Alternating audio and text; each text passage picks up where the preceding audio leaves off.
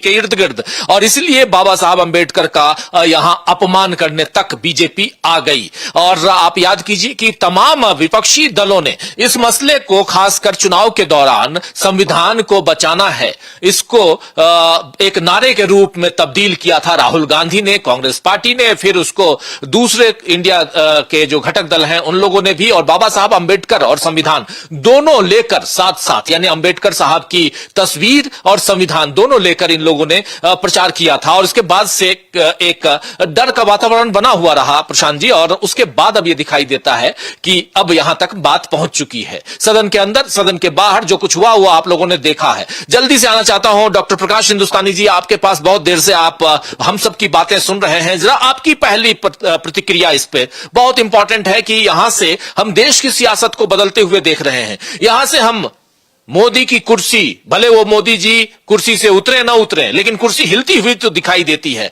और अरविंद केजरीवाल ने जो बात कही है वो भी बहुत गौर फरमाने वाली बात है कि इनके जो साथ घटक दल के रूप में नीतीश कुमार और चंद्रबाबू नायडू हैं, उनको भी पुनर्विचार करने के लिए कहा है। और ये बात अगर और आगे जाएगी, क्योंकि बिहार में चुनाव है, चंद्रबाबू नायडू की स्थिति भी बहुत अच्छी नहीं है, क्योंकि अभी वो सत्ता पर काबिज है, लेकिन फिर भी उनका खुद का जो मैनिफेस्टो है वो बीजेपी के साथ साथ दिखाई नहीं देता है। तो बहुत कुछ उधर, उस पर अभी न जाएं, लेकिन ये पूरा का पूरा मामला संविधान और बाबा साहब अंबेडकर के अपमान का है। क्या कहेंगे इस पे?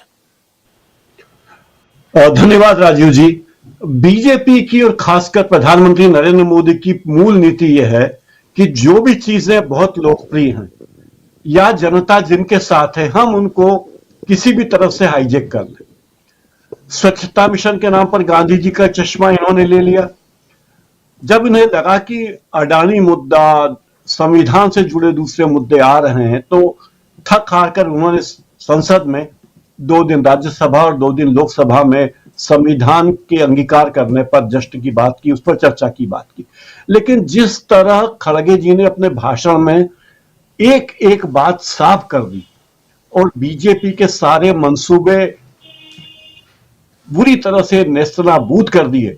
उन्होंने बताया कि आम्बेडकर और नेहरू में बहुत सम्मान था, गांधी और आम्बेडकर कितना एक दूसरे को मानते थे, ये देश बनाने वालों में आम्बेडकर भी थे, गांधी भी थे, नेहरू भी थे। जो सारी बातें उन्होंने कही, उससे पूरे देश को, उन लोगों को भी जो किताबें नहीं पढ़ते, उन्हें भी ये बात पता चली कि देश कैसा था, किन लोगों ने कितनी मेहनत करके ये देश बनाया है। जिस देश का पहला बजट 370 करोड़ था, जिस देश में 8% शिक्षा थी, उस देश को कहां से कहां ले गए।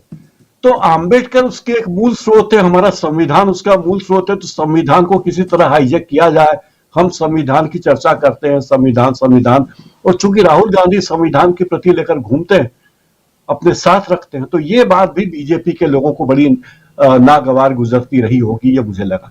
और जो बात आदरणीय गृह मंत्री ने कही संसद में, अंबेडकर अंबेडकर अंबेडकर अंबेडकर अंबेडकर अंबेडकर 6 बार उन्होंने कहा, और जिस तरह उन्होंने कहा, ये बात कोई अचानक नहीं कह सकता, वो लिख कर लाए थे। लेकिन जो बात, जो कचरा आपके दिमाग में भरा होगा किसी बात के प्रति, जो विचारों की गंदगी आपके मन में होगी, वो कहीं ना कहीं किसी न किसी रूप में बाहर आ ही जाएगी। और वो संसद में आई, जहां विपक्ष ने उन्हें घेर लिया, ये उनके लिए बड़ी विचित्र बात थी। अब उनके सामने मुख्य चिंता यह कि कैसे राहुल गांधी को सदन से निकाला जाए, कैसे राहुल गांधी की सदस्यता पर वापस रोक लगाई जाए। जिस संसद के चप्पे चप्पे पर कैमरे लगे हैं, वहां एक एफआईआर लिख ली जाती है नेता प्रतिपक्ष के खिलाफ पुलिस थाने। आश्चर्य की बात है। और मुझे कोई धक्का दे रहा है पीछे से, तो मुझे कैसे पता चलेगा कि मुझे किसने धक्का दिया, क्योंकि मैं तो आगे देख रहा हूं। क्या मेरी आंखें पीछे लगी हुई है कि मैं पीछे देखूं? और जिस तरह राजपूत साहब ने कहा कि राहुल गांधी तो उस वक्त थे ही नहीं, पप्पू यादव ने भी साफ साफ कहा कि वहां थे ही नहीं राहुल गांधी। तो ये सारी चीजें एक बड़े षड्यंत्र की ओर इशारा करती है, और ये कोशिश कर रहे हैं कि कैसे न कैसे राहुल गांधी को डिफेम किया जाए, राहुल गांधी को बदनाम किया जाए। इसके बाद भी सत्तारूढ़ पार्टी का मन नहीं भरा, तो उन्होंने एक महिला सांसद को का बयान दिलवाया, जिन्होंने कहा कि राहुल गांधी मेरे करीब आए तो मैं असहज हो गई। और वो महिला सांसद अजा अजजा वाले कानून का हवाला दे रही हैं। यानी राहुल गांधी, अगर हमने तो भारत जोड़ो यात्रा में देखा कि वो कई महिलाओं से, कई बहनों से, कई माताओं के साथ वो रहे, उनके गले में भी हाथ डाल के घूमे, हाथ में हाथ डाल के भी घूमे राहुल गांधी। कोई अपनी बहन से या मां से या अपने परिवार की किसी मौसी, बुआ, दादी से कोई व्यक्ति खोप खाएगा या कोई दादी खोप खाएगी या बहन खोप खाएगी, ऐसा कभी नहीं हो सकता। इतने भारत जोड़ो यात्रा में किसी महिला को राहुल गांधी से शिकायत नहीं हुई, लेकिन संसद में रोज आने वाली एक सांसद को, जो संसद के हर सत्र में आती, उन्हें राहुल गांधी के साथ में खड़े होने से असहज हो गई हो। ये सारी बातें बताती कि मामला इतना सीधा नहीं। लेकिन ये कभी भी उजागर नहीं करेंगे, वो वीडियो कभी नहीं आने देंगे जिसमें चीजें एक्सपोज होती हूं। सवाल ये कि सत्तारूढ़ पार्टी के सांसद जब बैनर लेकर गए तो उनके हाथों में डंडे कैसे आ गए? किसने उन्हें अनुमति दी कि वे डंडे लेकर अपने बैनरों के ऊपर, अपने पोस्टर पे डंडे लेकर जाएं? इस तरह तो कल को कोई हथियार लेकर भी आ सकता है, कोई सांसद कोई बड़ी वारदात को भी अंजाम दे सकता है। तो स्पीकर को देखना चाहिए था ये सब कैसे हुआ। लेकिन इन सब की तरफ नहीं देखा जाएगा।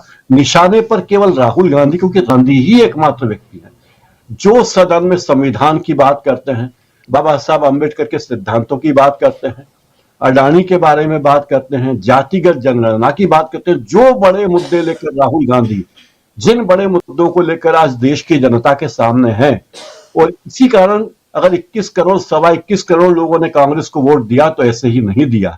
यह राहुल गांधी का करिश्मा है, राहुल गांधी की मेहनत है कि लोगों ने इतनी बड़ी संख्या में वोट दिए कांग्रेस को, पूरे देश में वोट दिए, कश्मीर से कन्याकुमारी तक कांग्रेस को वोट दिए।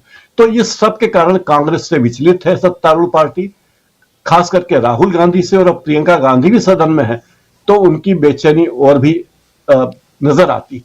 जिस महिला सांसद ने शिकायत की, उस महिला सांसद